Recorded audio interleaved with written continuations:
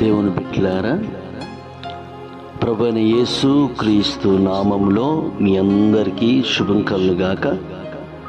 ఈరోజు యేసు క్రీస్తు ప్రభు మనకిస్తున్న వాగ్దానాన్ని మనము ధ్యానము చేసుకుందాం.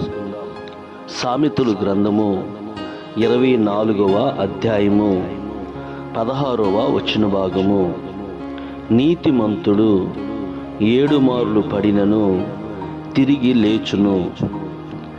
ప్రియ దేవుని బిడ్డలారా, దేవుని బిడ్డమైనటువంటి నీ జీవితంలో ఏ శోధన చేత, ఏ శ్రమ చేత, దేని చేత నువ్వు ప్రభువులో నుంచి జారిపోయి ఉన్నావో, పడిపోయి ఉన్నావో, దేవుని నుంచి దూరం అయిపోయి దేవుని సన్నిధికి దూరం అయిపోయావో, ప్రియ దేవుని బిడ్డలారా గమనించు.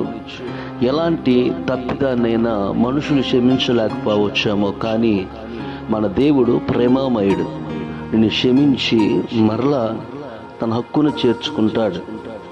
ప్రియ దేవుని బిడ్డలారా గమనించు. మరలా ప్రభు సన్నిధికి రా, ప్రభుతో సహవాసం చేయి, ఆయన మార్గంలో నడువు. ప్రభు నీ పాప దోషములన్నీ పరిహరించి మరలా నీ జీవితాన్ని ఆత్మీయంగా, శారీరకంగా కూడా బలపరిచేటువంటి వాడై ఉన్నాడు.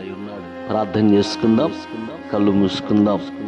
కృప చిమ్మగల దేవా, నీ పాదాలకు స్తుతి చెల్లిస్తున్నాం.